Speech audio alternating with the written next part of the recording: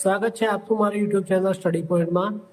ચેનલને લાઇક કરો, શેર કરો, સબસ્ક્રાઈબ કરો અને નવા નોટિફિકેશન મળતા રહે તે માટે બેલ આઇકન દબાવો.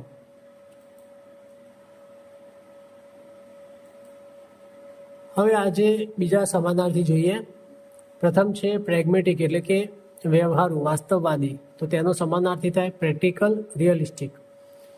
પછી તેનો બીજો સમાનાર્થી થાય સેન્સિબલ એટલે કે સમજદાર. પછી રેશનલ એ પણ તેનો સમાનાર્થી થાય એટલે કે તર્કસંગત. પછી લોજિકલ એટલે કે તર્કબદ્ધ. ડાઉન ટુ અર્થ વાસ્તવિકતાને અનુરૂપ. પછી રિઝનેબલ એટલે વાજબી, યોગ્ય. યુટિલિટેરિયન એટલે કે ઉપયોગી. પછી મેટર ઓફ ફેક્ટ એટલે તથ્ય આધારિત. અને છેલ્લું છે બિઝનેસ લાઇક એટલે કે વ્યવસાયિક ઢબનું. આગળ બીજો સમાનાર્થી જોઈએ ટેનેશિયસ એટલે કે દ્રઢ નિશ્ચય. તો તેનો સમાનાર્થી થાય પરસિસ્ટન્ટ એટલે કે સતત. પછી ડિટરમાઇન્ડ એટલે કે મક્કમ. પછી રિઝોલ્યુટ એટલે કે અડગ, સંકલ્પબદ્ધ. સ્ટબર્ન એટલે જિદ્દી. ફર્મ એટલે સ્થિર, મક્કમ. અને ફર્મ એટલે પેઢી એ પણ થાય, પરંતુ જ્યારે ફર્મ એ એડજેક્ટિવ એટલે વિશેષણ તરીકે વપરાય છે ત્યારે તેનો અર્થ સ્થિર, મક્કમની રીતે થાય છે. પરંતુ જ્યારે ફર્મ નાઉન તરીકે વપરાય ત્યારે તેનો મતલબ પેઢી થાય છે. પછી અનયીલ્ડિંગ એટલે ન ઝૂકનાર. પછી રિલેન્ટલેસ એટલે અથાગ, અવિરત, ન થંભનાર. પછી ડોગ એટલે જિદ્દી રીતે પ્રયત્નશીલ. પછી સ્ટીડ ફાસ્ટ એટલે સ્થિર, અડગ. અને છેલ્લું છે સ્ટ્રોંગ વિલ્ડ એટલે મક્કમ મનોબળ ધરાવનાર. આ દરેકે દરેક ટેનેશિયસના સમાનાર્થી છે. આગળ બીજા જોઈએ પ્રોફાઉન્ડ એટલે કે ગહન. તો તેનો સમાનાર્થી થાય ઊંડો, જેનો મતલબ છે ડીપ. પછી ઇનસાઇડફુલ એટલે ઊંડી સમજવાળો. વાઇસ એટલે જ્ઞાની, બુદ્ધિશાળી. મિનિંગફુલ એટલે અર્થફુલ. પછી થોટફુલ એટલે વિચારશીલ.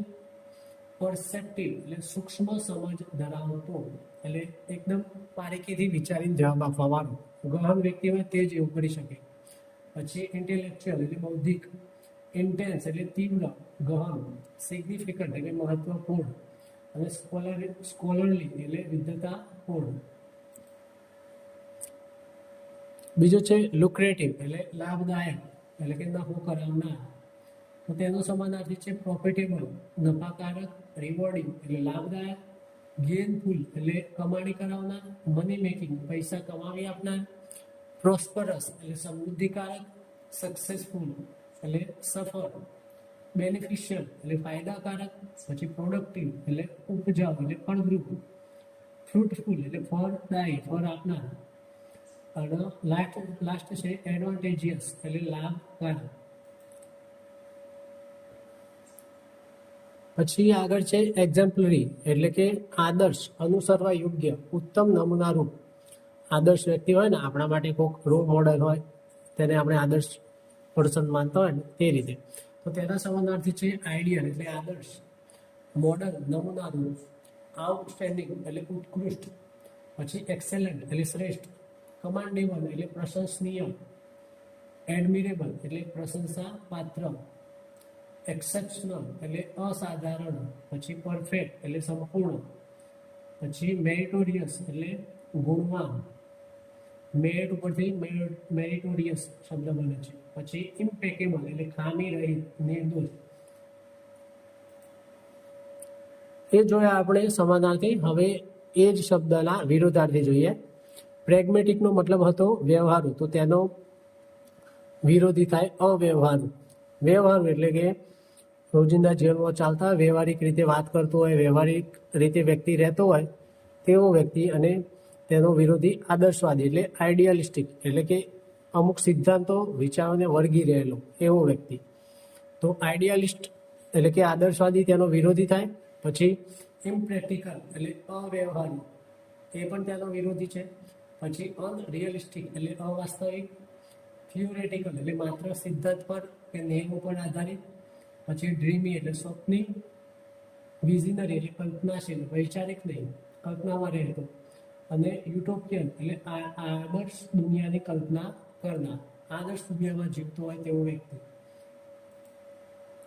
પછી ટેનેશિયસ એટલે એનો મતલબ થાય દ્રઢ, અડગ, મક્કમ, હાર ન માનનાર. તો તેના વિરોધી જોઈએ. દ્રઢ એટલે અડગ એટલે એનો વિરોધી થાય નબળું, વીક.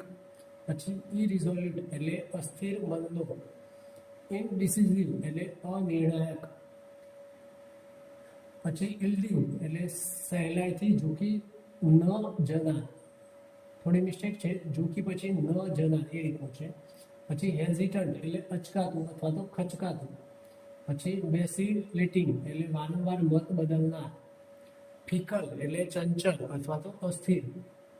પછી અનકમિટેડ એટલે પ્રતિબદ્ધ ન હોય તેવું. પછી ક્વિટર એટલે ક્વિટ એટલે છોડી દેવું એટલે હાર માની જનાર. અને લેઝી એટલે આળસુ. પછી આગળ છે પ્રોફાઉન્ડ એટલે ગહન. તો તેનો વિરોધી થાય ઉપરછલ્લું, છીછરું. તો તેનો વિરોધી છે સુપરફિશિયલ એટલે ઉપરછલ્લું. શેલો એટલે છીછરું.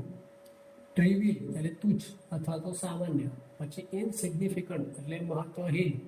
અને પાંચમું છે ફ્રિવોલિયસ એટલે હલકું, ગંભીરતા વગરનું.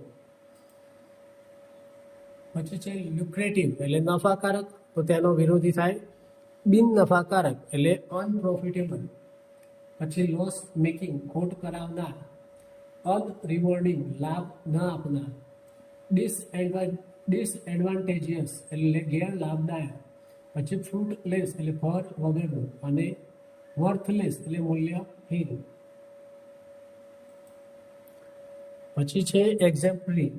તેનો મતલબ થાય આદર્શ, અનુસરવા યોગ્ય, ઉત્તમ નમૂનારૂપ. તો તેનો વિરોધી છે ઇન્ફિરિયર હલકી ગુણવત્તાવાળું અથવા નીચું. પછી મેડિયોક્રે એટલે સાધારણ અથવા તો સામાન્ય. પુઅર એટલે નબળું, ખરાબ. ડિફિશિયન્ટ એટલે ખામીવાળું અથવા તો ઉણપવાળું. અનસેટિસ્ફેક્ટરી એટલે અસંતોષકારક. ફોલ્ટી એટલે ખામીયુક્ત. સબ સ્ટાન્ડર્ડ એટલે ધોરણથી નીચું એટલે કે અમુક માપદંડો નક્કી કરેલા હોય, ધોરણો નક્કી કરેલા હોય તેનાથી નીચલી ક્વોલિટીનું.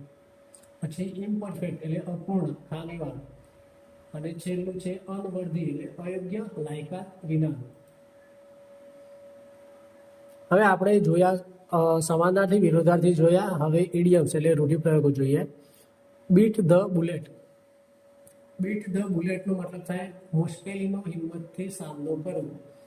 તેના બીજા સમાનાર્થી છે face the music, grin and bear it.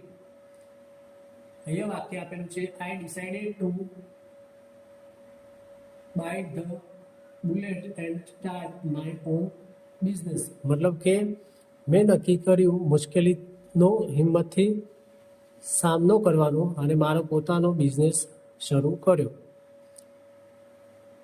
બીજો છે કટ કોર્નર્સ. તો તેનો મતલબ થાય સમય, પૈસા, મહેનત બચાવવા માટે કામમાં શોર્ટકટ અપનાવવો અથવા તો ગુણવત્તા અથવા નિયમોની અવગણના કરીને કામ કરવું. તો તેનો મતલબ થાય છે ટેક શોર્ટકટ્સ મતલબ કે શોર્ટકટ લેવા. Scheme, do a half hearted job મતલબ કે અડધા દિલથી મન વગર કામ કરવું. તો તેનું વાક્ય આપેલું છે don't cut corners while preparing for exams. મતલબ કે પરીક્ષાની તૈયારી વખતે શોર્ટકટ ના વાપરવું. આગળ બીજો જોઈએ the ball is in your court એટલે કે તેનો મતલબ છે હવે નિર્ણય તમારો છે.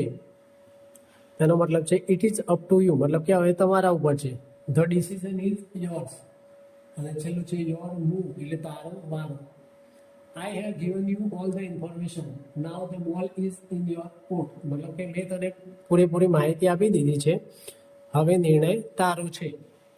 પછી આગળ છે બીટ અરાઉન્ડ ધ બશ એટલે કે સીધી વાત ન કરવી, ગોળ ગોળ વાત ફેરવવી. તો તેનો મતલબ છે evade the issue, dodge the question અને સ્પીક ઇનડાયરેક્ટલી. અહીંયા ડોચ છે, જીને સાયલેન્ટ ભરવામાં આવે છે. Dodge the question, speak indirectly એટલે સીધી વાત ન કરી, ગોળ ગોળ વાત કરી.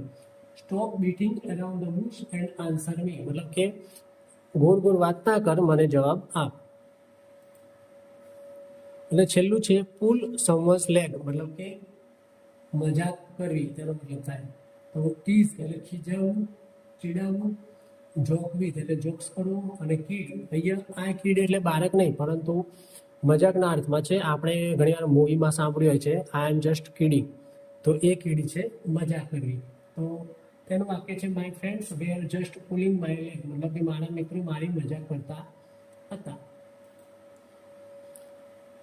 તો મિત્રો આજે આપણે જોયા સમાનાર્થી, વિરોધાર્થી અને રૂઢિપ્રયોગો. હવે મળીશું નેક્સ્ટ લેક્ચરમાં. ત્યાં સુધી ચેનલને લાઈક કરો, શેર કરો અને સબસ્ક્રાઈબ કરો. Thank you.